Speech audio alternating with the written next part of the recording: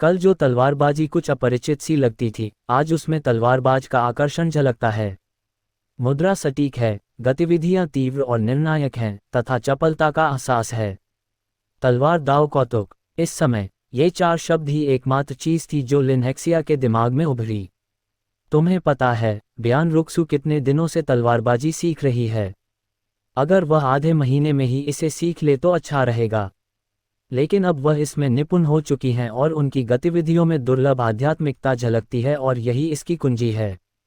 यद्यपि उसने कल उस युवा लड़की को कठोरता से डांटा था, ये केवल इसलिए था क्योंकि उसने तलवार चलाने में उस बच्ची की प्रतिभा देखी थी और आशा थी कि वह भविष्य में एक मजबूत तलवारबाज बन सकती है, जिसने उसे सख्त और मान करने वाला बना दिया था। उसे उम्मीद नहीं थी कि ब्यान रुक्सू का आज का प्रदर्शन उसकी उम्मीदों से कहीं ज्यादा होगा। वह निश्चित रूप से एक तलवार दाव प्रतिभा है, एक दुर्लभ किस्म। अच्छा, बहुत अच्छा। लिन हेक्सिया मुस्कुराए, बार बार सिर हिलाया, और जब ब्यान रुक्सू ने अभ्यास समाप्त किया तो उन्होंने पूछा, क्या आपने कल रात अकेले अभ्यास किया था? तुरंत ब्यान रुक्सू को भाई हाओ के मार्गदर्शन का ख्याल आया, लेकिन फिर उसे उनकी कठोर सलाह और चेतावनियां याद आ गईं, इसलिए उसने धीरे से सिर हिला दिया। लिन हेक्सिया को आश्चर्य नहीं हुआ। अगर उसने कल रात प्रयास नहीं किया होता तो वह आज ऐसा प्रदर्शन नहीं कर पाती। लेकिन सिर्फ एक रात के अभ्यास के बाद इतनी तेजी से प्रगति करना वास्तव में प्रसन्नता की बात थी। ये तलवारबाजी तुम्हारे लिए थोड़ी सरल है, आज मैं तुम्हें उच्च स्तरीय तलवारबाजी सिखाऊंगा, लिन हेक्सिया ने कहा। पहले वाला केवल निम्न स्तरीय तलवारबाजी का था। उसे ली परिवार के लिसनिंग रेन टॉवर में प्रवेश करने का कोई अधिकार नहीं था, और वह उच्च स्तरीय तलवारबाजी सिखाने के लिए योग्य नहीं था, और न ही वहां सूचीबद्ध सर्वोच्च स्तरीय तलवारबाजी सिखाने के लिए उसके सामने वाली युवा लड़की को। जब तक ये ली हाओ के माता पिता के निर्देश पर न हो, तब तक वर्तमान ली हाओ भी योग्य नहीं था। वह परिवार का नेतृत्व करने के लिए अभी भी बहुत छोटा था। ब्यान रुक्सुए ने सिर हिलाया। एक वयस्क और एक बच्चे के रूप में उन्होंने फिर से आंगन में एक नई तलवारबाजी का अभ्यास करना शुरू कर दिया। एक सिखाता है, दूसरा सीखता है।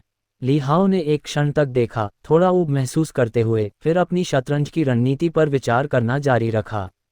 अपने हाथों में काले और सफ़ेद मोहरे लेकर वह उन्हें अपनी अंगुलियों के बीच उलट पलट कर धीरे धीरे रगड़ रहा था, जबकि उसका मन शतरंज की नियमावलियों के बारे में सोचने में व्यस्त था। इस प्रांगण में समय बिना किसी ध्यान दिए बीत गया। दिन के समय ली हाओ अकेले ही शतरंज की बिसात को देखता रहा। शाम के समय वह कभी कभी ब्यान रुक्सू को मार्गदर्शन देते थे तथा उसकी कुछ छोटी मोटी गलतियों को सुधारते थे। तलवार दाव में ब्यान रुक्सू की तीव्र प्रगति ने लिन हेक्सिया को उत्साहित किया। महीनों बाद प्याओक्सुए प्रांगण में ली हाओ भीड़ में चुपचाप खड़ा था और देख रहा था कि एक अमर स्वभाव वाला बुजुर्ग व्यक्ति 8 वर्षीय ली वुशुन को साधना के लिए ले जा रहा है। 5वीं महिला ने आंसू भरी आंखों से अलविदा कहा और शुआंगेर को याद दिलाया कि वह अच्छा खाए, अच्छा व्यवहार करे और अच्छी नींद ले। ली हाओ को याद आया, जब वह अभी भी लंगोट में था, ये छोटी लड़की उसकी माँ की पैंट से चिपकी रहती थी और अपनी चमकती आंखों से उसे देखती रहती थी। 5वीं महिला के 3 बच्चे थे, 2 लड़कियां और 1 लड़का। यह उनकी सबसे बड़ी बेटी थी। 5 वर्ष की आयु में अस्थि मूल्यांकन के दौरान उसने 9वीं कक्षा के स्तर का लड़ाकू शरीर दिखाया और ली परिवार ने उसे एक और विलक्षण प्रतिभा के रूप में सराहा। अब साधना में अत्यंत उच्च प्रतिभा का प्रदर्शन करने के कारण एक विशेषज्ञ की उस पर नजर पड़ी है, जिसने उसे शिष्य बना लिया है। ये परिदृश्य ली हाओ के लिए इतना परिचित था कि उसने इसे 2 साल पहले भी देखा था। उस समय ये लियू यूरोन का बच्चा था, जिसे एक गंजा भिक्षु बौद्ध धर्मग्रंथों का पाठ करते हुए ले जा रहा था। स्पष्टतः वह व्यक्ति माउंट वुलियांग से था। ली परिवार में असाधारण प्रतिभा वाले लोग आमतौर पर साधना के लिए दयु की शीर्ष सेनाओं में प्रवेश करते हैं, जो शीर्ष सेनाओं के लिए अपने संबंधों को बढ़ाने का एक तरीका भी है। जहां तक कम प्रतिभाशाली लोगों का सवाल है, जैसे कि दूसरी महिला का दूसरा बेटा, जिसका शरीर केवल 7वीं कक्षा के बराबर का था, हालांकि उसे भी प्रतिभाशाली माना जाता था, वह स्पष्ट रूप से उन प्रतिभाओं से एक स्तर नीचे था और वह किंगजोउ शहर के टेन पैलेस अकादमी में अध्ययन करेगा। 5वीं महिला की मात्र भावनाओं की तुलना में ली वुशुन के युवा चेहरे पर परिपक्वता दिखी, एक छोटे वयस्क की तरह, शांति से सिर हिलाते हुए, अपनी मां को अपने स्वास्थ्य का ख्याल रखने की याद दिलाते हुए, और साथ ही अपने पिता को भी। इसके बाद युवा लड़की की निगाहें आंगन में घूम गईं और वह बारी बारी से सभी को देखने लगी। जैसे ही वह ली हाओ के पास से गुजरी, उसने उसे एक संक्षिप्त नज़र से देखा, क्योंकि उसे पहले से ही उसके बारे में कुछ खास आभास नहीं था। परिवार की तीसरी पीढ़ी में, जिनके बारे में उसकी माँ अक्सर उससे कहती थी, उनमें से कुछ ही असाधारण प्रतिभा वाले थे। उदाहरण के लिए, दूसरी महिला का बच्चा, ली क्यानफेंग, वह लक्ष्य था जिसके पीछे वह दौड़ रही थी। बाकी लोगों पर तो उसने ध्यान ही नहीं दिया। मार्शल आर्ट की दुनिया में डूबी हुई अपनी माँ, मार्शल प्रशिक्षकों और नौकरों की बातों ने उसे छोटी उम्र से ही प्रभावित किया था। अपनी युवावस्था के बावजूद उसका दिमाग परिपक्व हो चुका था, उसकी आंखों में तेज था, मार्शल आर्ट के शिखर तक पहुंचने की आकांक्षाएं और लक्ष्य थे। अपने माता पिता को अलविदा कहकर भीड़ की शुभकामनाओं के साथ वह युवा लड़की ताओवादी के साथ चली गई। जब वे पुनः मिलेंगे तो संभवतः वर्षों बाद वह एक प्रसिद्ध प्रतिष्ठा के साथ परिवार में वापस लौटी होगी। जीवन पुनः शांत हो गया। इन शांतिपूर्ण दिनों में ली हाओ धीरे धीरे अकेले शतरंज खेलने में लग गया। लेकिन अब वह अनुभव के लिए नहीं खेल रहे थे, बल्कि प्रत्येक खेल पर पूरी तरह से चिंतन करने के लिए खेल रहे थे। वह खुद पर काबू पाने की कोशिश कर रहा था। सफ़ेद रंग से खेलते समय वह अपनी सोच को सफ़ेद रंग में बदल लेता था और काला रंग खेलते समय वह अपनी सोच को काले रंग में बदल लेता था। हालांकि यह प्रक्रिया थोड़ी मुश्किल थी, लेकिन यह एक चुनौती की तरह महसूस होती थी। स्वयं के विरुद्ध संघर्ष में आनंद मिलता था। इस दुनिया में जहां मनोरंजन दुर्लभ था, ली हाओ को धीरे धीरे किसी चीज पर इस तरह का ध्यान केंद्रित करने का शौक हो गया, खासकर जब इसमें चुनौती का मजा भी शामिल था। इसलिए नौकरानियां कभी कभी युवा मालिक के अचानक भड़कने से चौंक जाती थीं। उदाहरण के लिए, चुपचाप खाना खाते समय वह अचानक चिल्ला उठता, आह, वह चाल वहीं होनी चाहिए थी। अफसोस भरी नज़र से कभी कभी वह फूलों की क्यारी की ओर इशारा करके अपने पास बैठी नौकरानियों से पूछता, क्या तुम उन फूलों को देख रही हो? क्या वे शतरंज की बिसात जैसे नहीं लगते? नौकरानियां, उन्हें कुछ समझ नहीं आया, बिल्कुल भी नहीं। लेकिन अगर युवा मालिक ने ऐसा कहा है तो ऐसा ही होना चाहिए। आखिर वह घर का युवा मालिक था, इसलिए वे सहमत होने के अलावा और क्या कर सकते थे। जब ली हाओ 6 साल का हुआ तो लिन हेक्सिया ने उसे ढूंढा और कहा कि वह उसे तकनीक सिखाना चाहता है। उन्होंने एक हथियार रैक को आगे बढ़ाया और ली हाओ को प्रत्येक हथियार चुनने और उसका अभ्यास करने दिया, ठीक वैसे ही जैसे उन्होंने पहले बियान रुक्स्यू के लिए किया था। हालांकि ये देखते हुए कि ली हाओ की काया बियान रुक्स्यू जितनी अच्छी नहीं थी, उन्होंने बहुत जल्दी अभ्यास करने और हड्डियों के विकास पर नकारात्मक प्रभाव से बचने के लिए इसे 1 साल के लिए टालने का फैसला किया। तभी ली हाओ को एहसास हुआ कि सेना का ये शक्तिशाली व्यक्ति सिर्फ उसे तकनीक सिखाने के लिए हवेली में रुका हुआ था। मैंने सोचा था कि मैं साधना नहीं कर सकता। ली हाओ सुबह सुबह बिस्तर से घसीटा गया, जम्हाई ले रहा था, बस वापस बिस्तर में घुस जाना चाहता था। पहले तकनीकों का अभ्यास करें। अगर किसी दिन कमांडर को आपकी मेरिडियन खोलने में मदद करने का कोई तरीका मिल जाता है तो आप पीछे छूटे बिना तुरंत साधना शुरू कर सकते हैं, लिन हेक्सिया ने कहा। यह उनकी योजना थी, पहले अभ्यास करें, फिर तैयार रहें। अगर वह भविष्य में खेती कर सके तो क्या होगा? तब यह उपयोगी होगा। क्या होगा अगर यह काम नहीं करता? ली हाओ ने पूछा। आप वैसे भी बेकार ही रहेंगे, लिन हेक्सिया ने उदासीनता से कहा। ली हाओ को खून की उल्टी जैसा महसूस हुआ। ये कैसी प्रतिक्रिया थी? अधिक काम करने की अपेक्षा निष्क्रिय रहना निश्चित रूप से बेहतर है। लेकिन लिन हेक्सिया ने स्पष्ट रूप से अपना मन बना लिया था और ली हाओ चाहे जितना भी तर्क करे, ये व्यर्थ था। अंत में एक सख्त चेहरे के साथ लिन हेक्सिया ने एक बांस की छड़ी निकाली और उसे धमकी दी कि अगर वह उसकी बात नहीं मानेगा तो वह उसे मार देगा। ली हाओ को दर्द से डर नहीं लगता था, क्योंकि उसकी वर्तमान शारीरिक शक्ति को देखते हुए जब तक लिन हेक्सिया ने वास्तव में जोर से नहीं मारा था, ये गुदगुदी से अधिक कुछ नहीं था। लेकिन ये देखकर कि दूसरे पक्ष ने इसे इतनी गंभीरता से लिया है, उन्होंने फिलहाल टकराव टालने का निर्णय लिया। ली हाओ ने हथियार उठाए और प्रत्येक के साथ अभ्यास किया, केवल गतिविधियों से गुजरते हुए, बिना किसी वास्तविक रूप के कृपाण, भाला, छड़ी और छड़ी को संभालते हुए। जब वह तलवार के पास पहुंचा तो छोटी लड़की उत्सुकता से प्रतीक्षा कर रही थी, अपनी छोटी मुट्ठी भींचते हुए और प्रोत्साहित करते हुए कह रही थी, भाई हाओ, आगे बढ़ो। ली हाओ अवाक रह गया। उसने लापरवाही से तलवार को कुछ बार घुमाया और जल्दी से बात खत्म कर दी। लिन हेक्सिया का चेहरा काला पड़ गया, ऐसा लग रहा था कि वह छोटे लड़के के विचारों को समझ रहा था, और बोला, आज तुम्हारे अभ्यास से इनमें से कोई भी हथियार मुझे पसंद नहीं आया। तुम्हें आराम करने की अनुमति नहीं है, और तुम्हें उस शापित शतरंज की बिसात को दोबारा छूने की अनुमति नहीं है। लिन, ली हाओ चिल्लाया, अभ्यास करो। लिन हेक्सिया ने ली हाओ की विनती को नज़रअंदाज करते हुए अपने दांत पीस लिए। ली हाओ ने एक कृपाण उठाया और उससे खेलना शुरू कर दिया, लेकिन उसका ध्यान साधना पर नहीं था। हालांकि वह गंभीर दिख रहा था, लेकिन उसकी हरकतों में कोई विधि नहीं थी। ली हाओ को कृपाण में रुचि लेते देख लिन हेक्सिया ने उसे सरलतम मुद्राओं से शुरू करते हुए एक एक कदम सिखाना शुरू कर दिया। ये देखते हुए कि वह कितना गंभीर था, ली हाओ ने बिल्कुल भी अभ्यास करने की हिम्मत नहीं की। अगर लिन हेक्सिया को कोई वादा या आशा दिखाई देती तो वह प्रतिदिन प्रेरित होता और ली हाओ के लिए कोई शांति नहीं होती। इसलिए जब लिन हेक्सिया पढ़ा रहे थे, ली हाओ लगातार सिर हिला रहे थे और दावा कर रहे थे कि उन्होंने समझ लिया है। जैसे ही कृपाण हाथ में आए, सब कुछ फिर से बिखर गया। ऐसा लग रहा था जैसे उसके हाथ पैर कह रहे हों, मेरे पैर को समझो। एक दोपहर बीत गई और लिन हेक्सिया को भी कोसने का मन हुआ। वह तो सबसे बुनियादी कृपाण तकनीक भी ठीक से नहीं सीख पाया। क्या इस लड़के में मार्शल आर्ट की कोई समझ नहीं थी? वह कुछ प्रतिभाशाली लोगों के बारे में सोचने से खुद को रोक नहीं सका। कुछ लोग एक क्षेत्र में तो अत्यंत प्रतिभाशाली होते हैं, लेकिन अन्य क्षेत्रों में पूरी तरह से अनभिज्ञ होते हैं, यहाँ तक कि औसत लोगों से भी बदतर।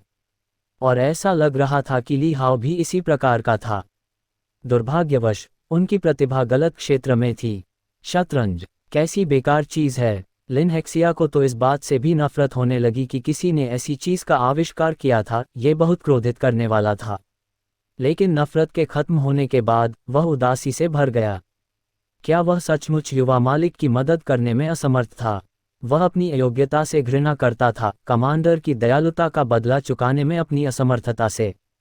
ली हाओ को आधे महीने तक अभ्यास करने के लिए मजबूर करने के बाद लिन हेक्सिया अंततः निराश हो गए और उन्होंने हार मान ली। उन्होंने ली हाओ से कहा कि उत्तरी यान में युद्ध में हुए हालिया बदलावों का मतलब है कि उन्हें जल्द ही वहां से चले जाना होगा। ली हाओ ने उस आदमी को देखा और जान गया कि उसने उम्मीद छोड़ दी है। इस दौरान उस आदमी का दुख देखकर ली हाओ को दुख और शर्म दोनों महसूस हुई। दूसरे पक्ष को शतरंज की बिसात से नफरत थी, सिखाने में अपनी अक्षमता से नफरत थी, लेकिन कभी भी ली हाओ से नफरत नहीं की। लिन, क्या आपको लगता है कि जो व्यक्ति मार्शल आर्ट नहीं सीख सकता, अगर वह शारीरिक शोधन के रास्ते पर चले और इसे तकनीकों के साथ जोड़ दे तो वह विशेषज्ञ बन सकता है? आंगन में बैठे ली हाओ ने अपने बगल में शराब पी रहे आदमी को देखा और पूछा। लिन हेक्सिया ने शराब एक तरफ रख दी, एक पल सोचा और पूरी निश्चितता के साथ कहा, हाँ। इसके बाद उन्होंने कहा, मैंने सेना में जबरदस्त शारीरिक शक्ति वाले विशेषज्ञों को देखा है। उनकी भाला चलाने की तकनीक लगभग उत्तम थी, उन्हें शक्तिशाली लोगों में गिना जा सकता है। उसने ली हाओ को देखने के लिए अपना सिर घुमाया, फिर भी उसकी नज़रें तुरंत धुंधली हो गईं। युवा गुरु, मैं जानता हूं कि आप बुद्धिमान हैं और कठिनाइयों को सहन कर सकते हैं। यदि आप शारीरिक शोधन के मार्ग पर चलते हैं तो आप निश्चित रूप से सफल होंगे, लेकिन आपकी समझ। वह अपनी बात पूरी नहीं कर पाया, उसे बहुत दुख हुआ। उसने ली हाओ को तकनीक का अभ्यास करने की अनुमति इसी कारण से दी थी। ली हाओ ने आश्चर्य से उसकी ओर देखा और कहा, मैं हर दिन सूरज उगने तक सोता हूँ, क्या आपको लगता है कि मैं कठिनाइयों को सहन कर सकता हूँ? लिन हेक्सिया ने अपना सिर थोड़ा हिलाया, उसके मुंह के कोने पर एक कड़वी मुस्कान दिखाई दी। मैंने देखा है कि आप शतरंज कैसे खेलते हैं, मुझे पता है कि आप कठिनाइयों को सहन कर सकते हैं, बस आपको ये पसंद नहीं है। ली हाओ में उन्होंने एक शीर्ष विशेषज्ञ बनने की क्षमता देखी।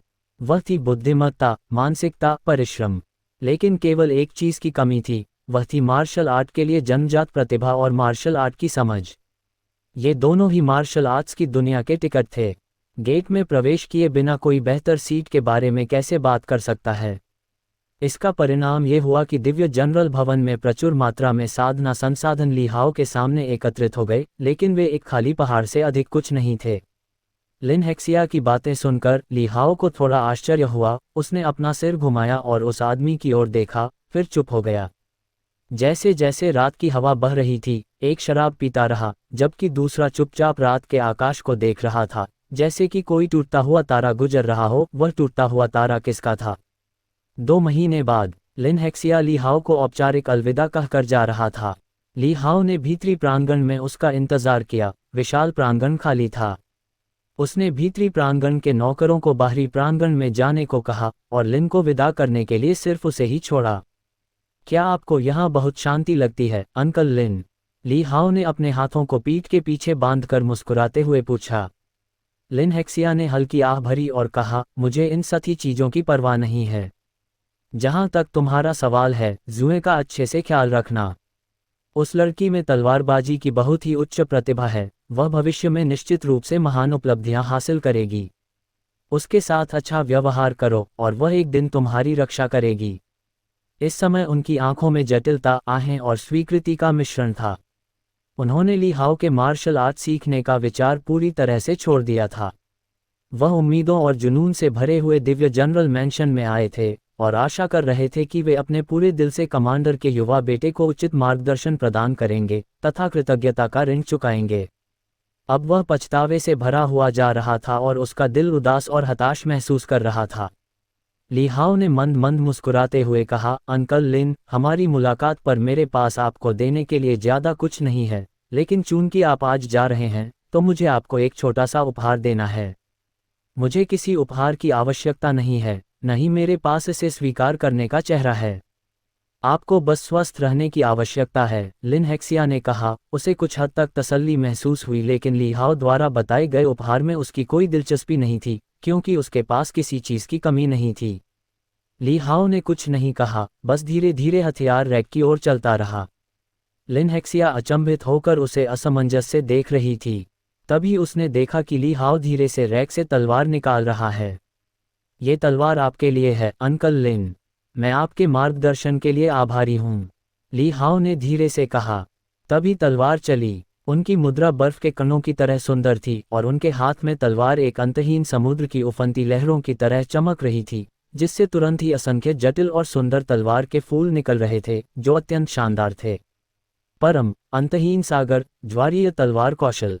उस समय तलवार की चमकदार और चमचमाती रोशनी ने पूरे खाली आंतरिक प्रांगण को रोशन कर दिया, और ये लिन हेक्सिया की आंखों में भी चमक उठा, जिससे अंधेरा और सिकुड़ी हुई पुतलियां चमक उठीं और बर्फ जैसी सफ़ेद चमक पैदा हो गई। लिन हेक्सिया अंततः चले गए। हालांकि पिछले पछतावे और उदासी के विपरीत, वह इतनी तीव्र उत्तेजना लेकर आया कि वह लगभग दिव्य जनरल भवन से बाहर भाग गया। वह इस अद्भुत समाचार को शीघ्रता से सीमा पर कमांडर को बताना चाहता था। यदि उन्हें पता चले कि उनके बच्चे में तलवार चलाने की ऐसी प्रतिभा है जो 1000 वर्षों में एक बार दिखाई देती है, तो उन्हें बहुत आश्चर्य होगा और उन्हें सांत्वना मिलेगी। लिन हेक्सिया ने तलवार की उस चाल को समझा, फिर भी पूरी तरह से नहीं। उन्होंने उस तलवारबाजी को पहचाना जो ली परिवार के संग्रह में सबसे प्रसिद्ध है, अंतहीन समुद्री ज्वार तलवार कौशल। लेकिन उसने जो उत्तम कोटि की टाइड स्वॉर्ड स्किल्स देखी थी, उनकी तुलना में ये किसी भी तरह से कमतर नहीं थी, यहाँ तक कि इसमें एक अनोखा एहसास भी था। उसने अपना दिमाग खपाया और केवल 2 शब्द ही सोच सका, पूरा, पूर्ण से भी अधिक दोषरहित। लिन हेक्सिया को पता था कि उत्तम तकनीक से परे एक और गहरा क्षेत्र है जिसे परमपूर्णता कहा जाता है। लेकिन जिन लोगों ने दशकों तक खुद को एक तकनीक में डुबोए रखा, उनके लिए भी उस तक पहुंचना कठिन हो गया। कठोर अभ्यास के अलावा इसके लिए जबरदस्त प्रतिभा की भी आवश्यकता थी। फिर भी ये विश्व विध्वंसक तलवार चाल ली हाओ के हाथ द्वारा प्रदर्शित की गई थी। एक 6 साल का बच्चा, यहाँ तक कि इतनी उम्र में भी असाधारण प्रतिभा वाले प्रतिभाशाली व्यक्ति जो किसी तकनीक को तीव्र बना सके, अत्यंत दुर्लभ थे। इसके अलावा लिन हेक्सिया ने कभी ली हाओ को तलवारबाजी का अभ्यास करते नहीं देखा था, लेकिन बिना किसी संदेह के उसे लगा कि ली हाओ गुप्त रूप से अभ्यास कर रहा होगा। फिर भी चाहे अमीर हो या गरीब, हर किसी के पास दिन में केवल 12 घंटे ही होते हैं। समय के सामने सभी समान हैं और ली हाओ को प्रत्येक दिन अधिकांश घंटे शतरंज खेलने, मौज मस्ती करने, घूमने, दिवास्वप्न देखने और खाने पीने में व्यतीत होते देखे गए। उसने उसे कभी तलवारबाजी का अभ्यास करते नहीं देखा था, यहाँ तक कि तलवार छूते भी नहीं देखा था। भले ही वह पर्दे के पीछे कड़ी मेहनत कर रहा हो, फिर भी वह कितना समय निकाल पाता। उसने ली हाओ से पूछा, तुम गुप्त रूप से तलवारबाजी का अभ्यास क्यों कर रहे हो, और इस अद्भुत प्रतिभा को क्यों छिपाया जाए? लेकिन ली हाओ ने बिना कुछ बोले केवल मुस्कुराकर अपना सिर हिलाया। लिन हेक्सिया ने कई चीज़ों के बारे में सोचा, जिनमें शाही और कुलीन परिवार की शिकायतें भी शामिल थीं जिनके बारे में उसने सुना था, और उसने स्पष्ट रूप से कुछ अनुमान लगाया। लीहाओ के चुपचाप मुस्कुराते चेहरे को देखकर लिन हेक्सिया की नाक भावना से भर गई, ये समझते हुए कि अगर सीमावर्ती क्षेत्र का वह आदमी वापस आ जाता तो ये बच्चा निश्चित रूप से इतना असहाय नहीं होता। वह शानदार ढंग से चमक सकते थे, फिर भी अब उन्हें कम प्रोफाइल और छिपे रहना होगा। यदि इस बच्चे ने उसकी ईमानदारी नहीं देखी होती तो शायद वह उसे अपने छिपे हुए सच्चे स्वरूप को देखने की अनुमति नहीं देता। लिन हेक्सिया को इस विचार से गहराई से प्रभावित और सांत्वना महसूस हुई। इस तलवार ने न केवल लिन हेक्सिया को लीहाओ की तलवार प्रतिभा का पता चला, बल्कि इसे लीहाओ के रोजमर्रा के भाषण और तरीके के साथ जोड़कर उसे वास्तव में ये भी समझाया कि यह बच्चा कितना अविश्वसनीय रूप से बुद्धिमान था। ... लिन हेक्सिया जल्दबाजी में चले गए। सामने के आंगन से गुजरते समय उन्होंने बियान रुक्स्यू का अभिवादन भी नहीं किया। लिन हेक्सिया के जाने के बाद प्रांगण में सामान्य शांति लौट आए। अब 6 साल की उम्र में लीहाओ को शिष्टाचार के प्रतीक के रूप में अनंत स्प्रिंग कोर्ट में सम्मान देने के लिए हर दिन सुबह जल्दी उठना पड़ता था। इन अनुष्ठानों का उद्देश्य छोटी उम्र से ही परंपराओं के प्रति आदर तथा दयालुता के प्रति कृतज्ञता का भाव विकसित करना है। लीहाओ की मंगेतर के रूप में बियान रुक्स्यू को पहले से ही ली परिवार का हिस्सा माना जाता था और स्वाभाविक रूप से उसे भी इन सुबह की रस्मों में उनके साथ शामिल होना पड़ा।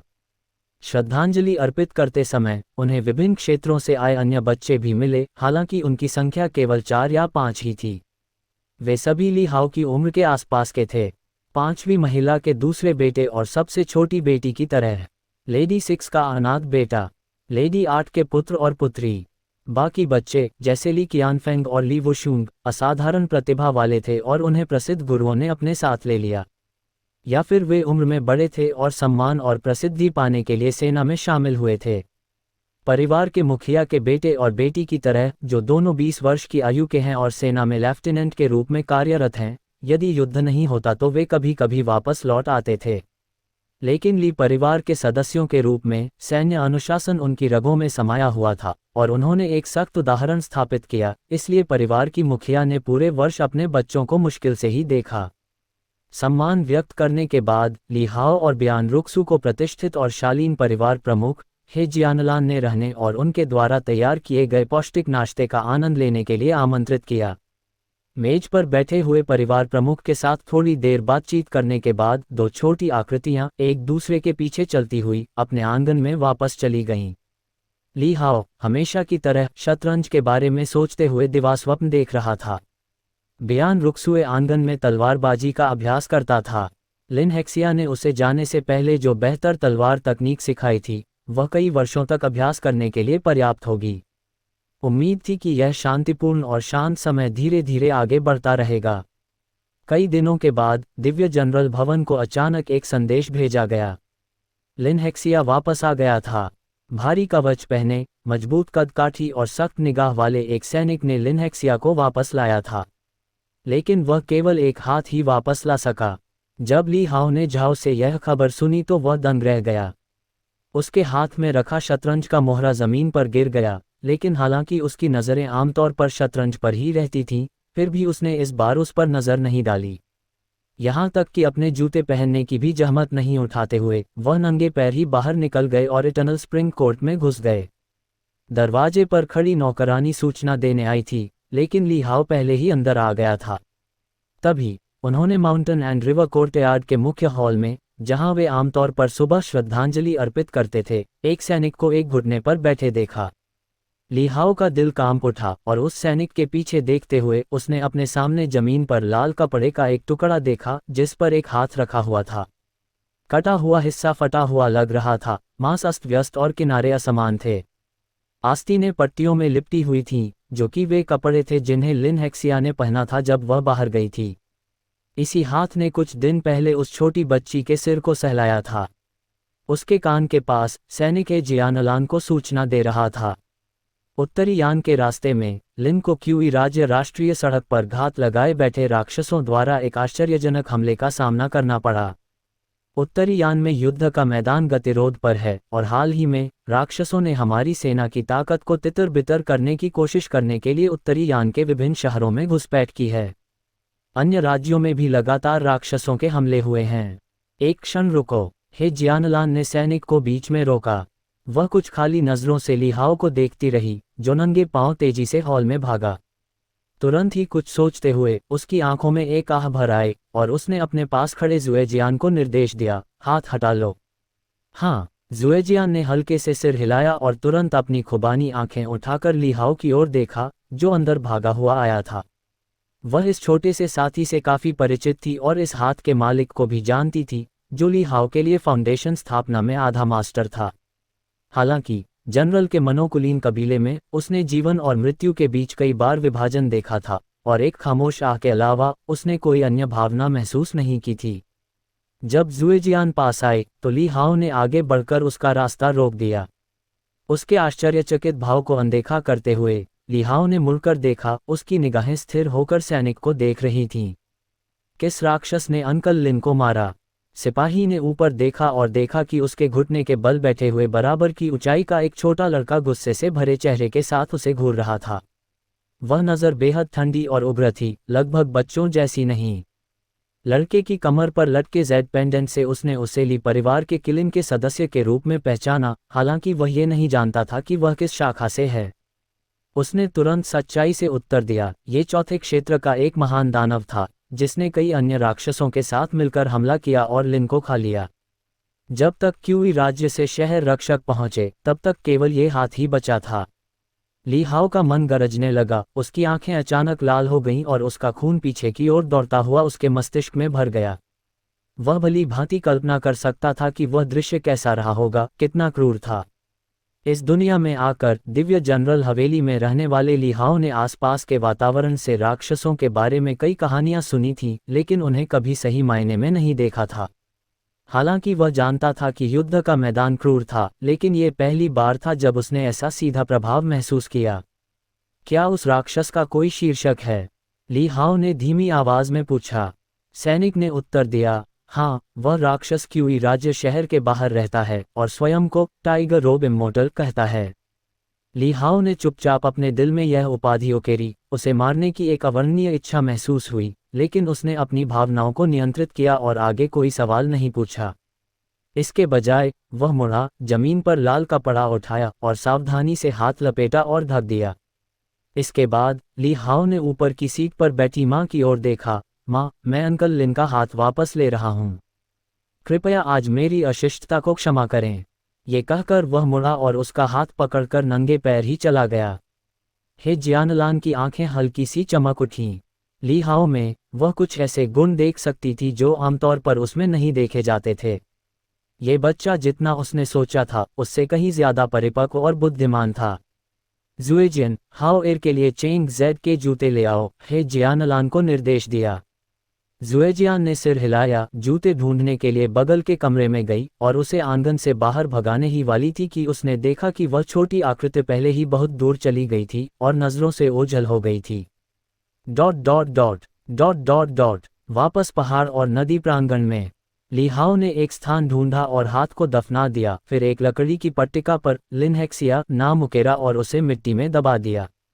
उन्होंने झाओ को निर्देश दिया, इस क्षेत्र को घेर लो और किसी भी पैदल यातायात पर प्रतिबंध लगा दो। जब झाओ को पता चला कि वहां लिनहेक्सिया का बचा हुआ हाथ दफनाया गया है, तो उसने जल्दी से उसे समझाने की कोशिश की।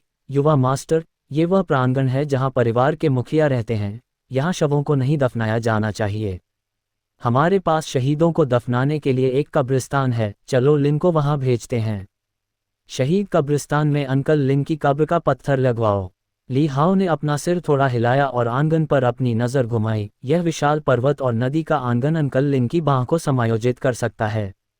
युवा मास्टर, झाओ और भी कुछ कहना चाहता था, लेकिन ली हाओ ने उसे रोक दिया और उसे बोलना छोड़ देना पड़ा। ली हाओ ने झाओ से कहा, चाचा लिन के परिवार को मुआवजा देना सुनिश्चित करें और उनके साथ अच्छा व्यवहार करें।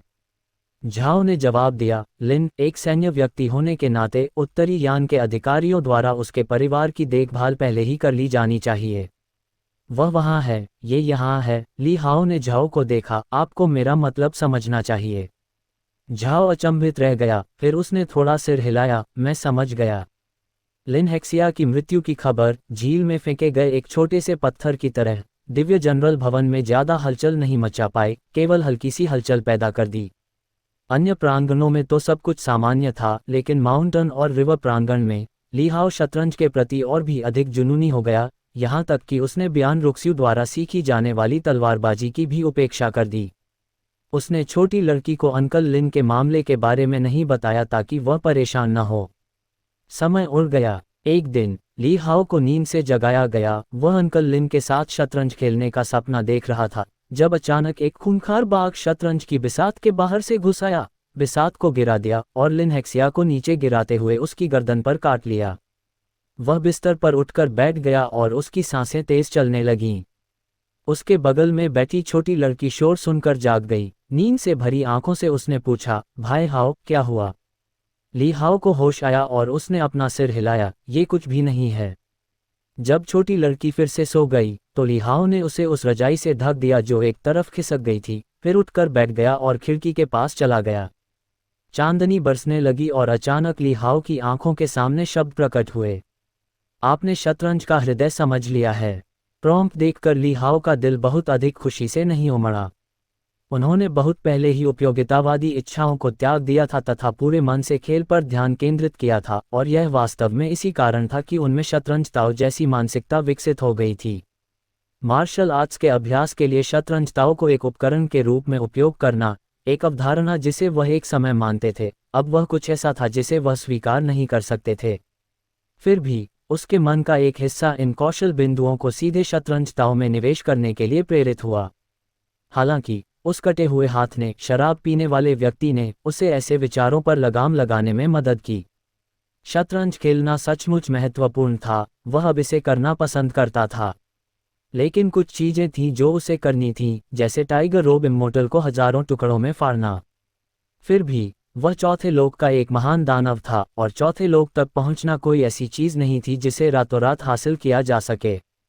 अब वह केवल यही कर सकता था कि जल्दी से बड़ा हो जाए। शतरंज ताओ मन की स्थिति एक मन की स्थिति थी, एक स्थिति थी। शतरंज ताओ मनस्थिति प्राप्त करने के बाद ली हाओ ने अगले दिन अपने छोटे से आंगन में शतरंज खेलने में व्यस्तता से बिताए। लेकिन अब वह केवल खेल के अंत में मिलने वाले अनुभव की तलाश में नहीं था, वह शतरंज खेलने की पूरी प्रक्रिया का सचमुच आनंद ले रहा था। हर चाल की सरलता, रूपरेखा, चिंतन, सभी ने उसे अत्यधिक मोहित कर लिया, जैसे कोई मनोरंजक खेल खेल रहे हों, पूरी तरह से तल्लीन, रुकने की कोई इच्छा नहीं। चाहे खाना खाते समय, सोते समय, या छोटी लड़की को तलवारबाजी का प्रशिक्षण लेते हुए देखते समय, उसका मन शतरंज के विचारों से भरा रहता था। इससे ली हाओ की शतरंज के अलावा लगभग हर चीज में रुचि खत्म हो गई। एक दिन अनंत स्प्रिंग कोर्ट से जुएजियान ने खबर दी कि कुलमाता ने बियान रुक्सू को दिव्य जनरल मैंशन की प्रशिक्षण सुविधा में शामिल होने के लिए आमंत्रित किया है। ये वह स्थान था जहां ली परिवार के वंशज खेती करते थे। 6 वर्ष की आयु के बाद यदि किसी को किसी प्रसिद्ध पर्वत पर जाने का शौक नहीं होता था, तो वे वहां प्रशिक्षण लेने जाते थे, जहां उन्हें ली परिवार के सेवानिवृत्त सैन्य अधिकारियों द्वारा प्रशिक्षण दिया जाता था। ली हाओ सहमत हो गया। हालांकि वह छोटी लड़की को सिखा सकता था, लेकिन वह वर्तमान में केवल तलवारबाजी में ही कुशल था। तलवारबाजी के अभ्यास के अलावा सुविधा ने खेती का प्रशिक्षण और मार्शल आर्ट्स का विशाल ज्ञान भी प्रदान किया, जिसमें बाहरी दुनिया की अंतर्दृष्टि भी शामिल थी, जिसका उद्देश्य अच्छी तरह से विकसित व्यक्तियों को बढ़ावा देना था। उस दिन के बाद से प्रत्येक सुबह कुलमाता को सम्मान देने के बाद ली हाओ अनंत स्प्रिंग कोर्ट में छोटी लड़की से अलग हो जाता था। वह माउंटेन और रिवर कोर्टयार्ड में लौटता था और उसे प्रशिक्षण सुविधा के लिए भेज दिया जाता था। प्रशिक्षण केंद्र में ली परिवार के प्रत्यक्ष वंशजों के अलावा उनके रिश्तेदार और बच्चे भी थे, जिससे दर्जनों लोगों की संख्या बनती थी। उनमें से केवल 5 प्रत्यक्ष वंशज थे, वही कुछ लोग जो ली हाओ के साथ कुलमाता को सुबह का सम्मान देते थे। बियान रुक्स्यू को भी प्रशिक्षण केंद्र में प्रत्यक्ष वंशज का व्यवहार प्राप्त हुआ, क्योंकि वह ली हाओ की मंगेतर थी, जो ली परिवार की आधी सदस्य थी। वंशज प्रशिक्षण केंद्र में चांद को थामे हुए सितारों की तरह थे, उनकी स्थिति दूसरों की तुलना में बहुत अधिक थी। इसी तरह फाउंडेशन स्थापना और रक्त पिघलने की खेती के संसाधनों के लिए वे दूसरों से कम एक स्तर ऊपर थे। इसलिए प्रत्यक्ष वंशजों और अन्य लोगों के बीच मार्शल आर्ट प्रतिभा में असमानता महत्वपूर्ण थी। इसका परिणाम ये हुआ कि कुछ समझदार प्रत्यक्ष लाइन युवाओं को छोड़कर अधिकांश अन्य रिश्तेदार किशोरावस्था के मध्य में थे, जिनकी प्रतिभा 4 से 6 रैंक के आसपास थी, जिन्हें औसत माना जाता था, लेकिन भविष्य में एक क्षेत्र पर कब्जा करने में सक्षम थे। जिन रिश्तेदारों की प्रतिभा 7वें पायदान तक पहुंच जाएगी, उन्हें केंद्रित साधना दी जाएगी तथा उन्हें अपने प्रत्यक्ष वंशजों के समान ही संसाधनों का लाभ मिलेगा। प्रशिक्षण सुविधा में प्रवेश करने के बाद बियान रुक्स्यू ने आधिकारिक तौर पर साधना के मार्ग पर कदम रखा। तभी उसके 9 रैंक वाले युद्ध शरीर का आतंक स्पष्ट हो गया। कुछ ही महीनों में ली हाओ ने छोटी लड़की को पावर पैसेज दायरे के 4थे स्तर तक आगे बढ़ते देखा। वह लगभग हर महीने एक छोटे दायरे से आगे बढ़ रही थी। उसकी प्रगति इतनी तेज थी कि ऐसा लगता था कि खाना पीना भी उतना ही आसान है। जबकि यह ली परिवार के भव्य साधना संसाधनों से अविभाज्य था, जो बिना किसी आरक्षण के उसमें डाला गया था। उसकी मार्शल आर्ट प्रतिभा एक स्पंज की तरह थी और इतना अवशोषित करने की क्षमता भी एक कौशल थी। और प्रशिक्षण केंद्र में वे किशोर अभी भी पावर पैसेज दायरे के 8वें या 9वें स्तर के आसपास ही थे। यह अनुमान लगाया गया था कि अगले आधे साल में छोटी लड़की उनसे आगे निकल जाएगी। ली हाओ के लिए वह दिन ब दिन बिना किसी बाधा के प्रांगण में शतरंज खेलना जारी रखता था और कुलमाता ने प्रशिक्षण केंद्र में उसकी उपस्थिति का अनुरोध नहीं किया। ली हाओ देख सकता था कि कुलमाता नहीं चाहती थी कि प्रत्यक्ष वंशज के रूप में उसे प्रशिक्षण केंद्र में अपमानित किया जाए। प्रशिक्षण सुविधा न केवल शिक्षा के लिए थी, बल्कि कुश्ती और प्रतियोगिता के आयोजन के माध्यम से बच्चों और किशोरों में खेती के प्रति उत्साह पैदा करने के लिए भी थी। ली हाओ जैसे किसी व्यक्ति को, जिसमें मार्शल आर्ट की कोई प्रतिभा नहीं है, अगर उनके बीच रखा जाए तो उसे निश्चित रूप से कष्ट उठाना पड़ेगा। कुछ बच्चे बोलने में बहुत ही बेबाक थे और ऐसे में विवादों को भड़काना अपरिहार्य था, जो वयस्कों तक पहुंच सकता था, जो अच्छा नहीं लगेगा। दिव्य जनरल भवन की कुलमाता के रूप में वह शांति और स्थिरता चाहती थी, और ली हाओ इस व्यवस्था से संतुष्ट था और अवकाश का आनंद ले रहा था। आखिरकार उनके लिए मार्शल आर्ट का अभ्यास करना समय की बर्बादी थी। उसे उन किशोरों के साथ झगड़ा करने में कोई रुचि नहीं थी, वे बहुत नीरस थे। इतने सारे खेल खेलने के बाद भी क्या तुमने कुछ नहीं सीखा? ये वही चाल है जिसकी वजह से तुम पहले ही 3 गेम हार चुके हो। ली हाओ ने अपने सामने शतरंज खेल रहे घर के नौकर को डांटा। नौकर चौंक कर उछल पड़ा और कांपते हुए बटेर की तरह हाथ नीचे लटकाकर खड़ा हो गया और बोला, युवा स्वामी, कृपया अपना क्रोध शांत करें। अब तक ली हाओ में एक युवा गुरु का भाव आ चुका था। अब वे उसके साथ बच्चों जैसा व्यवहार करने या उसकी बातों को हल्के में लेने की हिम्मत नहीं कर सकते थे। तुम्हारा ध्यान खेल पर बिल्कुल भी केंद्रित नहीं है, तुम किस बारे में सोच रहे हो? ली हाओ ने गुस्से से कहा। नौकर ने मन ही मन शिकायत की, क्योंकि वह हमेशा इसी तरह खेलता था, लेकिन युवा मालिक ने पहले कभी इसकी परवाह नहीं की थी। इसके बजाय खेल जल्दी खत्म हो गया और युवा मालिक इससे खुश लग रहा था। लेकिन हाल ही में इसमें बदलाव आया है। यदि खेल खराब तरीके से खेला जाता तो युवा मालिक परेशान हो जाता और नौकर को बहुत परेशानी होती। तुम दोनों बहुत खराब खेलते हो। तुम इतने लंबे समय से मेरे प्रतिद्वंद्वी हो और तुम में जरा भी सुधार नहीं आया है, ली हाओ ने चिढ़कर कहा। नौकर ने जल्दी से माफी मांगी, जबकि दूसरे ने, जैसे कुछ याद करते हुए, चुपके से ली हाओ की ओर देखा और कहा, युवा मालिक, मैं एक ऐसे व्यक्ति को जानता हूं जो शतरंज खेलता है। वह एक तीसरे दर्जे का घरेलू नौकर है जो हाल ही में यहाँ शामिल हुआ है। ओह, ली हाओ ने भौहें उठाईं और पूछा, वह कहाँ है? लकड़ी के शेड में, जलाओ लकड़ी काटते हुए। तो फिर हम किस बात का इंतजार कर रहे हैं? उसे बुलाओ ताकि मैं उसका परीक्षण कर सकूं, ली हाओ ने तुरंत कहा। ठीक है, युवा स्वामी, घर के नौकर ने प्रसन्नतापूर्वक कहा और तुरंत विदा ली। कुछ ही देर में नौकरों के कपड़े पहने एक दुबला पतला युवक ली हाओ के सामने लाया गया। तुम क्या देख रहे हो? क्या तुमने युवा मालिक को नहीं देखा? हाँ, युवा स्वामी को शांति मिले। दुबला पतला युवक जल्दी से घुटनों के बल बैठ गया। ली हाओ ने युवक को खड़े होकर बोलने के लिए अपना हाथ थोड़ा हिलाया, शतरंज की बिसात की ओर इशारा करते हुए कहा, मैंने सुना है कि तुम शतरंज खेलते हो। मेरे साथ एक खेल खेलो और देखते हैं कि तुम कितना अच्छा खेलते हो। अगर तुम अच्छे हो तो अब से तुम माउंटेन एंड रिवर कोर्टयार्ड में मेरे साथ एक शीर्ष क्रम के घरेलू नौकर के रूप में रहोगे। दुबले पतले युवक ने स्पष्ट रूप से यह उम्मीद नहीं की थी कि उसके साथ ऐसा सौभाग्य घटित होगा और वह अचंभित रह गया। फिर तुरंत खुशी से बोला, धन्यवाद युवा मास्टर, धन्यवाद। ये कहकर उसने अपने हाथ कपड़ों पर पोंछे और शतरंज की बिसात के सामने बैठ गया। जल्द ही खेल शुरू हो गया और ली हाओ ने सफ़ेद मोहरों को अपने हाथ में ले लिया। खेल में कई चालें चलने के बाद ली हाओ पहले से ही खुश था। ये दुबला पतला युवक वास्तव में शतरंज खेल सकता था और उसके पास काफ़ी अच्छी तकनीक थी। ली हाओ ने भी इसे गंभीरता से लेना शुरू कर दिया और बिना किसी दया के अपने कदम उठाने लगा। थोड़ी ही देर में युवक का चेहरा पीला पड़ गया, माथे पर पसीना आ गया और आंखों में डर साफ झलक रहा था। अंत में उसका हाथ थोड़ा कांप रहा था, वह नीचे झुका, अपने सामने शतरंज की बिसात को घूरता रहा। फिर ली हाओ को इस पर विश्वास नहीं कर पा रहा था। इतना छोटा बच्चा, शतरंज ताओ के तरीकों में इतना पारंगत। मैं हार गया, दुबले पतले युवक ने खड़े होते हुए जटिल भाव के साथ कहा। उसकी आंखों में अनिच्छा और सूक्ष्म क्रूरता का भाव झलक रहा था। ली हाओ अचंभित था। युवक की बातें सुनकर उसे होश आया और वह तुरंत हंसने लगा। अच्छा, बहुत अच्छा। अब से तू मेरे आंगन में सर्वोच्च पद का सेवक है। बस प्रतिदिन शतरंज में मेरा साथ दिया कर। दुबला पतला युवक दंग रह गया। उसने ली हाओ को आश्चर्य से देखा, लेकिन मैं हार गया। ली हाओ मुस्कुराया। जैसे ही खेल खत्म हुआ, उसे लगा कि उसे अनुभव मिल गया है, पूरे 20 अंक। सामान्यतः जब वह दो मूर्खों के साथ शतरंज खेलता था तो उसे अधिकतम 3 अंक ही मिलते थे, अंतर बहुत बड़ा होता था। इससे ये भी पता चला कि शतरंज के मैच में खिलाड़ी जितना अधिक कुशल होगा, उसे उतना ही अधिक अनुभव प्राप्त होगा, न कि केवल मात्रा के आधार पर एक के बाद एक गेम जीतने की कोशिश करनी होगी। यदि प्रत्येक खेल से 20 अंक प्राप्त होते हैं तो 10 खेलों से 200 अंक प्राप्त होंगे। 5000 अंक प्राप्त करने के लिए केवल 250 खेलों की आवश्यकता होगी, और यदि प्रतिदिन 10 खेलों के हिसाब से भी गणना की जाए तो इसमें केवल 1 माह का समय लगेगा। जितना अधिक ली हाओ इसके बारे में सोचता, वह उतना ही अधिक उत्साहित होता। उसकी आंखें उसके सामने खड़े दुबले पतले युवक को देखकर अधिक प्रसन्न होती।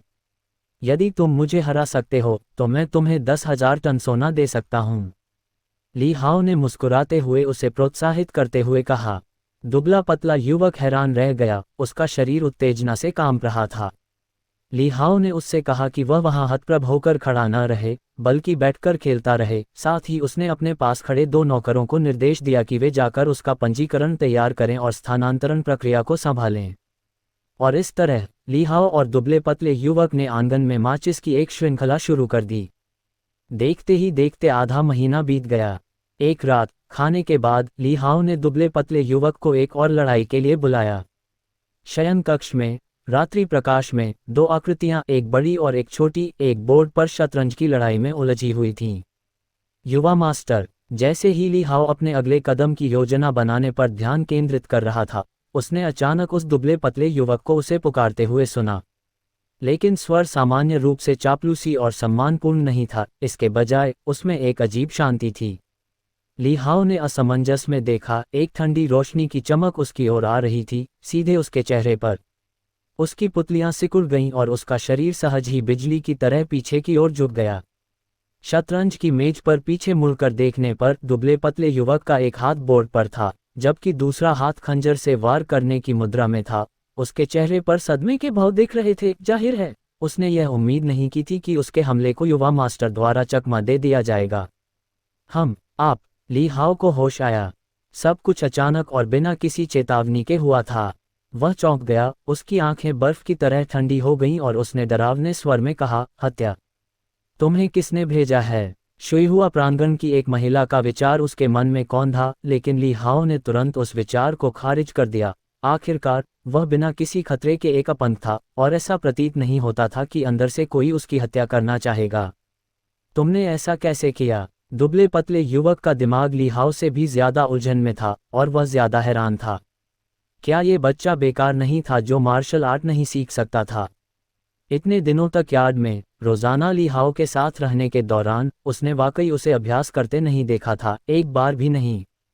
ज्ञात हो कि ली परिवार के बच्चों को 6 वर्ष की आयु से ही कठोर प्रशिक्षण से गुजरना पड़ता था। फिर भी ये विकलांग बच्चा हर दिन अपने घर के आंगन में शतरंज खेलता था और हर कोई उसकी उपेक्षा करता था। खुफिया जानकारी गलत नहीं थी, लेकिन ऐसा लग रहा था कि यह बहुत ही गलत थी। दुबले पतले युवक ने तुरंत प्रतिक्रिया की। उसके शरीर में हलचल मच गई। उसने एक चौंका देने वाली तेज चाल दिखाई और सीधे ली हाओ पर झपट्टा मारा। उसे बच्चे को रोने नहीं देना चाहिए। उसकी आंखों में क्रूरता और हत्या की नीयत भरी हुई थी। लेकिन दूसरी ओर ली हाओ के विचार भी उसके विचारों से मेल खाते थे। हत्यारे को चिल्लाने की अनुमति नहीं दी जानी चाहिए, अन्यथा बहुत से लोग भयभीत हो जाएंगे। मारना। ली हाओ ने आगे बढ़ते हुए व्यक्ति को देखा, लेकिन वह चकमा नहीं दे पाया। इसके बजाय उसने अचानक अपना पैर आगे बढ़ाया। उसका छोटा शरीर बिजली की तरह फटा और कार्रवाई में एक हल्की सी सीटी की आवाज़ आई। जैसे ही वह करीब पहुंचा, उसने अपना सिर थोड़ा झुकाया ताकि खंजर उसकी आंखों के सामने से गुजरता हुआ देख सके। उसी समय उसने दुश्मन के पेट पर एक मुक्का मारा। ली हाओ ने जब से साधना का मार्ग शुरू किया था, तब से उन्होंने कभी किसी के साथ शारीरिक लड़ाई नहीं की थी। इस बार लगभग पूरी शक्ति का प्रयोग किया गया। फर्श पर रेत की बोरी के टकराने जैसी भारी आवाज़ गूंजी। दुबले पतले युवक की आंखें लगभग बाहर निकल आईं। जब उसे मारा गया, वह झींगा की तरह मुड़ गया और पीछे की ओर उड़ने के लिए मजबूर हो गया, शतरंज की मेज के सामने जा गिरा। ली हाओ को नहीं पता था कि उसके मुक्के के पीछे कितना बल था, लेकिन चूंकि वह 2 टन का भारी पत्थर उठा सकता था, इसलिए उसके इस जोरदार मुक्के ने हजारों पाउंड का भार उठाया होगा। जैसे ही युवक ने उसे पीछे धकेला, ली हाओ ने तेजी से छलांग लगाए। उसके छोटे हाथ, बाज के पंजे की तरह, ने दूसरे का गला पकड़ लिया और उसने ठंडे स्वर में कहा, कोई आवाज़ मत करो। दुबला युवक, क्या हो रहा है? दुबले पतले युवक का दिमाग क्षण भर के लिए उलझन में पड़ गया। वह ये समझने में असमर्थ था कि हत्यारा कौन था, लेकिन अपने गले पर जबरदस्त दबाव महसूस करते हुए वह होश में आया और अपने सामने खड़े छोटे लड़के को घबराहट और भय से देखने लगा। ये कैसा राक्षस है? बमुश्किल 7 साल का, फिर भी इतनी भयानक ताकत रखता है। पावर पैसेज दायरे में पूर्णता के 10वें स्तर पर भी, साथ ही महान स्वामी के दिव्य रक्त के पुनरुत्थान के बाद भी, इसे इतना बड़ा चढ़ाकर नहीं बताया जाना चाहिए, है न? तुम्हें मेरी हत्या करने के लिए किसने भेजा है? ली हाओ ने दूसरे पक्ष को गौर से देखा और पूछा, जबकि उसके दिमाग में कई तरह की जानकारी उभर रही थी। शतरंज खेलना उसके पास पहुंचने का एक तरीका था जो दर्शाता था कि दूसरे पक्ष का दिव्य जनरल हवेली में आने का उद्देश्य सीधा साधा था, उसकी हत्या करना। दुबला पतला युवक कुछ हद तक चुप था, क्योंकि उसके सामने खड़ा बच्चा एक सामान्य 6 साल के बच्चे से कहीं अधिक ताकत और ज्ञान प्रदर्शित कर रहा था। उसने सोचा था कि उसे एक बेकार सी चीज से निपटने के लिए भेजा गया है, और उसे ऐसी भयावह जानकारी का पता चला। तुम मार्शल आर्ट में माहिर नहीं हो। अपनी ताकत को छिपाना तुम्हारा विचार है या तुम्हारे बूढ़े पिता का उपाय? दुबले पतले युवक ने आंखें थोड़ी सिकुड़ते हुए पूछा। अब जबकि हत्या का प्रयास विफल हो चुका था और उसे अपने गले में जबरदस्त ताकत महसूस हो रही थी जो किसी भी क्षण उसे कुचल सकती थी, उसे पता चल गया कि उसके पास कोई रास्ता नहीं है और वह शांत हो गया। दिव्य जनरल मैंशन के प्रत्यक्ष रक्तवंश की हत्या करना एक ऐसा कार्य था जिसमें बचने की संभावना बहुत कम थी। ये केवल दुख की बात है कि मिशन पूरा नहीं हो सका। क्या आप मेरे पिता को जानते हैं? ली हाओ की आंखें हल्की चमक उठीं। आप मजाक कर रहे हैं? दुबले पतले युवक ने ठंडे स्वर में कहा, दुनिया में ऐसा कौन है जो मार्शल मार्क्विस जिंगवू को नहीं जानता? वर्तमान में वह फ्रंटियर दर्रे पर तैनात है और कुछ महीने पहले उसने राक्षसों को दबाने में सहायता करने के लिए उत्तरी यान के जियांगू से मार्शल कलाकारों को इकट्ठा किया था और एक ही कॉल पर बहुत सम्मान प्राप्त किया था। राक्षसों को दबाने में सहायता करना। ली हाओ ने अपनी भौहें सिकोड़ लीं। क्या ऐसा हो सकता है कि उत्तरी यान में स्थिति इतनी कठिन हो गई थी कि उन्हें जियांगू मार्शल कलाकारों की ताकत पर निर्भर रहना पड़ा? क्या तुम्हें मेरी सौतेली माँ ने भेजा है? ली हाओ ने पूछा। दुबला पतला युवक कुछ क्षण के लिए स्तब्ध रह गया, फिर अचानक उसे एहसास हुआ, उसकी आंखों में व्यंग्यात्मक भाव था। क्या तुम हत्या का लक्ष्य बन गए हो? अप्रत्याशित रूप से लौह रक्त वाले दिव्य जनरल भवन के भीतर भी इतनी गिरावट है। कोई आश्चर्य नहीं कि तुम बेकार होने का नाटक कर रहे हो, लेकिन इस बारे में बात करते हुए मैंने वास्तव में तुम्हें प्रशिक्षण लेते नहीं देखा है। तुम हर दिन कितने घंटे अभ्यास करते हो? मैं हमेशा आपके साथ प्रशिक्षण लेता रहा हूँ। ली हाओ ने शांति से उसकी आंखों में देखा और कहा, आप पहले मेरे प्रश्न का उत्तर दें और फिर मैं आपके प्रश्न का उत्तर दूंगा। इसे आदान प्रदान कहा जाता है। दुबले पतले युवक ने अपनी भौहें थोड़ी सी ऊपर उठाईं और खुद को हंसने से नहीं रोक सका। ये बच्चा वाकई दिलचस्प था। वैसे भी ये निश्चित मृत्यु है। तुमने मुझे मेरे मिशन में विफल कर दिया है और मेरे परिवार को बर्बाद कर दिया है। मैं तुम्हें क्यों बताऊं? दुबले पतले युवक ने हल्के से उपहास किया। ली हाओ ने कहा, क्योंकि मैं देख सकता हूं कि तुम मरना नहीं चाहते, तुम मरने से डरते भी हो और मरने के कई तरीके हैं। मैं तुम्हें शीघ्र मृत्यु दे सकता हूं। दुबले पतले युवक की मुस्कान गायब हो गई। वह एक पल के लिए चुप हो गया, फिर धीरे से बोला, जिसने मुझे यहाँ भेजा है वह है। अचानक उसका हाथ कांप उठा और उसने ली हाओ के सिर पर जोरदार मुक्का मारा। ली हाओ ने अपना सिर थोड़ा झुकाया और आसानी से उसे चकमा दे दिया। जवाबी हमला नहीं किया, बल्कि बस उसे ठंडी आंखों से देखा। दुबले पतले युवक को ठंड का एहसास हुआ और उसका दिल बैठ गया। अंतर इतना बड़ा था। वह एक शक्तिशाली जोल तियान रियल मार्शल कलाकार इस बच्चे के साथ भूमिकाएं बदल रहा था। उसके सामने वह एक बच्चे की तरह था, पूरी तरह से देखा हुआ। बाद वाले की अवमानना ने उसे हताश होकर अपना हाथ वापस खींचने पर मजबूर कर दिया। तुम सचमुच एक राक्षस हो। बताओ, ली हाओ ने ठंडे स्वर में कहा। तुम्हें पता होना चाहिए कि ली परिवार एक सैन्य परिवार है, जिसमें अनगिनत बंदी और दोषी अपराधियों से पूछताछ की जाती है। इस्तेमाल किए जाने वाले तरीके तुम्हारी कल्पना से परे हैं। मौत की कामना करना असंभव है। यदि संभव हो तो मैं तुम्हें तुरंत मौत दे सकता हूँ। दुबले पतले युवक की आंखें हल्की सी झपकने लगीं। बेशक वह जानता था कि उसके सामने खड़ा बच्चा झूठ नहीं बोल रहा है, और उसके भीतर डर की भावना बढ़ने लगी। अगर मैं तुमसे कहूं तो क्या तुम मुझे जाने दोगी? दुबले पतले युवक ने उम्मीद की एक किरण के साथ पूछा, इस उम्मीद पर भरोसा करते हुए कि उसके सामने खड़ा बच्चा अभी भी भोला स्वभाव का है। मैं कर सकता हूँ, ली हाओ ने उत्तर दिया। स्पष्ट। दुबले पतले युवक को लगभग खून की खांसी आ गई। क्या तुम इतने सीधे नहीं हो सकते? यह इतना नकली है कि इसे अब और नकली नहीं बनाया जा सकता। क्या तुम्हें लगता है कि मैं बच्चा हूँ? वह जोर से हंसा और बोला, वास्तव में तुम्हें बताने से कोई खास फर्क नहीं पड़ता। हत्या विफल हो गई है और मेरा परिवार भी नहीं बचेगा। मैं उत्तरी यान से आया हूँ और जिसने मुझे तुम्हें मारने के लिए भेजा है वह मोनाक बाई है। सम्राट बाई, ये सही है। उत्तरी यान के 3 महान दानव देवताओं में से एक, भयानक ताकत वाला, और आपके पिता का पुराना विरोधी भी। दुबले पतले युवक की आंखें उलझी हुई थीं। तुम्हारे पिता अपनी सेना के साथ एक प्रतिभाशाली व्यक्ति हैं, और ली परिवार की सेना निडर और अजेय रूप से मजबूत है। उत्तरी यान बहुत पहले ही गिर गया होता। वर्तमान में वे मोर्चा संभालने में कामयाब रहे हैं, लेकिन सम्राट बाई ने मुझे तुम्हारी हत्या करने के लिए भेजा है। वह चाहता है कि तुम्हारी मौत दिव्य जनरल हवेली से फैलकर उत्तरी यान के सीमांत दर्रे तक पहुंच जाए, ताकि तुम्हारे पिता की सेना में भारी अव्यवस्था पैदा हो। अगर वह युद्ध के मैदान को छोड़कर वापस लौटता है तो उत्तरी यान पर विजय प्राप्त हो जाएगी। ऐसा कहते हुए उसने ली हाओ की ओर गौर से देखा। कोई नहीं जानता था कि यह बच्चा वह कुंजी है जो उत्तरी यान के दसियों शहरों और लाखों लोगों के जीवन और मृत्यु को प्रभावित कर सकता है। ली हाओ दंग रह गया। तो यह उत्तरी यान के कारण था।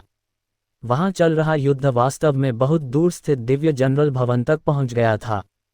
आपके पिता उत्तरी यान में युद्ध की कमान संभालते हैं। वे युद्ध में कठोर हैं, उनमें कोई कमजोरी नहीं है। वे अजेय हैं, और आप ही उनका एकमात्र कमजोर बिंदु, सबसे कमजोर स्थान है। दुबले पतले युवक ने आगे कहा, केवल आपसे शुरुआत करके ही वे आपके माता पिता को हरा सकते हैं, उत्तरी यान के फ्रंटियर दर्रे को गिरा सकते हैं, और राक्षस सेना को सीधे अंदर आने दे सकते हैं।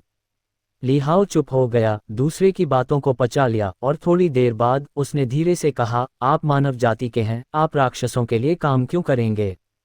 दुबला पतला युवक थोड़ा स्तब्ध रह गया, एक पल के लिए रुक गया, फिर उदास होकर ली हाओ की ओर देखने लगा। उसकी आंखें ईर्ष्या और घृणा से भरी हुई थीं। हर कोई तुम्हारे जितना भाग्यशाली नहीं होता। अगर मैं समझा भी दूं तो भी तुम नहीं समझोगे। क्या ऐसा है? ली हाओ ने उसे शांति से देखा। जन्म से ही मेरे माता पिता दूर रहे हैं, और मुझे करीबी रिश्तेदारों ने धोखा दिया है। अब मेरे माता पिता की वजह से मुझे हत्या का सामना करना पड़ रहा है। क्या आपको अभी भी लगता है कि मेरा जीवन अच्छा है? दुबले पतले युवक का मुंह थोड़ा सा खुला। वह स्तब्ध था, बोल नहीं पा रहा था, और अब और बोल नहीं पा रहा था। ली हाओ ने और कुछ नहीं कहा, केवल इतना कहा, मैंने तुमसे वादा किया था, मैं तुम्हें शीघ्र मृत्यु प्रदान करूंगा। हे, आप बहुत अच्छे व्यक्ति हैं। दुबले पतले युवक ने अपने आप को संभाला, एक व्यंग्यात्मक मुस्कान लाए और कहा, चाहे कुछ भी कहा जाए, अंत में मृत्यु अपरिहार्य है। उसकी आंखों में डर की एक झलक थी। वह मरना नहीं चाहता था, वह मरने से डरता था, वरना वह राक्षसों से आदेश क्यों लेता? Backward backward backward. ली हाओ ने ऐसे कहा जैसे वह व्यंग्य को समझ नहीं पाया हो। वास्तव में मैं तुम्हें मारना नहीं चाहता। ओह! दुबले पतले युवक की आंखों में एक ठंडा व्यंग्य झलक रहा था, जो स्पष्ट रूप से उसकी बात पर विश्वास नहीं कर रहा था। क्योंकि आपके शतरंज कौशल खराब नहीं हैं, ली हाओ ने गंभीरता से कहा। दुबला पतला युवक दंग रह गया। थोड़ी देर बाद उसे होश आया, उसके चेहरे पर एक कड़वी मुस्कान थी। लेकिन अफसोस की बात है कि मैं तुमसे कभी नहीं जीत पाया। तो फिर अगला जीवन। ली हाओ ने अपनी हथेली से बल लगाना शुरू किया। अपने अगले जन्म में मार्शल आर्ट का अभ्यास न करें, बस ईमानदारी से शतरंज खेलें, कम से कम आप लंबे समय तक और अधिक आराम से रहेंगे। दुबला पतला युवक संघर्ष करना चाहता था, लेकिन ली हाओ की उदासीन और शांत आंखों को देखकर वह निराश हो गया। उसने कड़वाहट से कहा, तुम वास्तव में एक अजीब बच्चे हो। अंत में ली हाओ ने फिर भी उसे मार डाला। जब उसे घुटन होने लगी तो दुबले पतले युवक ने फिर से हिंसक संघर्ष किया, लेकिन कोई फायदा नहीं हुआ। हत्यारे से निपटने के बाद ली हाओ को याद आया कि वह अभी भी उस आदमी का असली नाम नहीं जानता था, और जिस घरेलू नौकर को उस आदमी ने चुपके से घर में घुसने के लिए इस्तेमाल किया था उसका नाम ली परिवार द्वारा दिया गया था। तथापि अब इससे कोई फर्क नहीं पड़ता।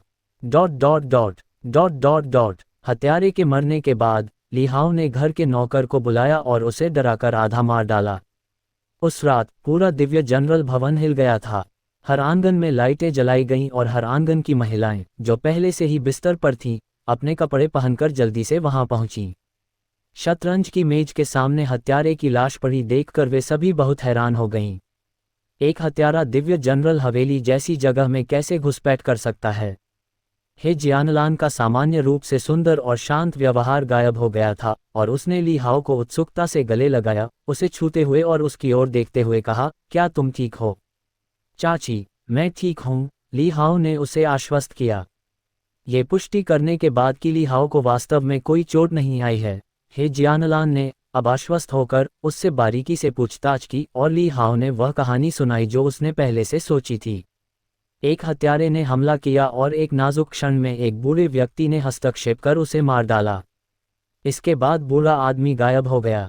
ली हाओ ने मन ही मन सोचा कि चूंकि एक हत्यारा दिव्य जनरल भवन में घुसपैठ कर सकता है, इसलिए एक बूढ़े आदमी के बारे में कहानी बनाना भी कोई समस्या नहीं होनी चाहिए, है ना? आखिरकार यदि आप हत्यारे के बारे में भी नहीं जानते तो अन्य शक्तिशाली विशेषज्ञों के बारे में न जानना भी सामान्य बात है ना? ली हाओ की कहानी सुनने के बाद हे जियानलान काफी हिल गया और उसने तुरंत कुछ अटकलें लगाईं। क्या ये दिव्य मार्शल मार्क्वेस द्वारा गुप्त रूप से भेजा गया कोई सैन्य विशेषज्ञ हो सकता है? या फिर ये कबीले का वह बुजुर्ग है? उसने अपने दिल में अनुमानों को दबा लिया और ली हाओ के शब्दों पर कभी संदेह नहीं किया। आखिरकार चाहे ली हाओ कितना भी परिपक्व क्यों न हो, वह फिर भी 7 साल से कम उम्र का बच्चा ही था। और चूंकि उसने युद्ध कला के मार्ग पर कदम नहीं रखा था, यदि कोई विशेषज्ञ गुप्त रूप से उसकी रक्षा नहीं कर रहा होता तो उसकी मृत्यु निश्चित ही हो जाती। उसके बाद हे जियानलान ने जुएजियान से कहा कि वह ली हाओ और छोटी लड़की बियान रुक्स्यू को सदमे से उबरने के लिए पहले अनंत स्प्रिंग कोर्ट में आराम करने के लिए ले जाए। इस बीच वह पर्वत और नदी प्रांगण के भव्य हॉल में बैठी उस घरेलू नौकर को बुलाया जो शतरंज खेलते समय ली हाओ के साथ था, और पहले घरेलू नौकर को जो ली हाओ की पुकार से चौंक कर जाग गया था, उसने आंगन में उनसे सावधानीपूर्वक पूछताछ की। उसी समय उसने हत्यारे की लाश की जांच के लिए हवेली के विशेषज्ञों को बुलाया। बहुत समय नहीं बीता था कि घर के नौकरों से पूरी घटना का पता चल गया। जब हत्यारा हवेली में दाखिल हुआ तो उसने शतरंज में अपनी प्रतिभा का प्रदर्शन कैसे किया, माउंटन और रिवर कोर्टयार्ड के नौकरों के सामने कैसे प्रदर्शन किया और उनके साथ कैसे घुल मिल गया, इत्यादि। स्पष्टतः दूसरे पक्ष ने ली हाओ के बारे में जानकारी एकत्रित कर ली थी, जानबूझकर शतरंज खेलकर उसके पास पहुंच रहे थे तथा हर चीज अपने पीछे निशान छोड़ रही थी। देर रात को लाश की जांच के नतीजे भी सामने आ गए। हैरानी की बात यह थी कि हत्यारा जोउ तियान क्षेत्र में था, जो लगभग तीसरे और चौथे स्तर के बीच था। दुनिया में फेंकी गई साधना का ये स्तर एक शूरवीर के लिए काफी सभ्य माना जाएगा, जो जियांगू में न्याय को कायम रखने और थोड़ी प्रसिद्धि पाने में सक्षम है। हालांकि दिव्य जनरल हवेली में, जहां शक्तिशाली व्यक्ति बहुतायत में थे, यह एक बहुत ही साधारण अस्तित्व होगा। फिर भी एक 6 साल के बच्चे को मारने के लिए इस स्तर की साधना पर्याप्त से अधिक थी, यहाँ तक कि एक मच्छर को मारने के लिए चाकू का उपयोग करने के समान अत्यधिक मार। इसके अलावा हत्यारे ने किसी विशेष प्रकार की गोली खा ली थी, जिसने उसकी क्यूई भावना को बंद कर दिया था। यही कारण है कि किसी ने उसका पता नहीं लगाया था। ये परिणाम सुनकर आंगन की सभी महिलाओं में भय की लहर दौड़ गई। यदि हत्यारे का लक्ष्य ली हाओ नहीं बल्कि उनके अपने बच्चे होते तो निस्संदेह उनकी मृत्यु निश्चित थी। एक बच्चे के बगल में जोउ तियान दायरे के हत्यारे का अचानक उठ खड़ा होना भयानक था। परीक्षा के परिणाम सुनने के बाद लियू यूरोंग ने धीरे धीरे अपने मन में आए संदेह और अटकलों को छोड़ दिया। भले ही ली हाओ का दिव्य रक्त बर्बाद नहीं हुआ था, फिर भी उसके लिए अकेले हत्यारे को मारना संभव नहीं था। ऐसा प्रतीत होता है कि दंपति ने, यद्यपि फ्रंटियर दर्रे पर तैनात थे, अपने बेटे के लिए पूरी तैयारी कर रखी थी। यह महसूस करते हुए वह मन ही मन आशंकित महसूस करने लगी। उसके साथ नशीले पदार्थ का व्यवहार किए जाने का मामला किसी की नज़र में नहीं आना चाहिए था, क्योंकि यह शुई हुआ प्रांगण में हुआ था और उसके अपने प्रांगण में भी शक्तिशाली विशेषज्ञ मौजूद थे।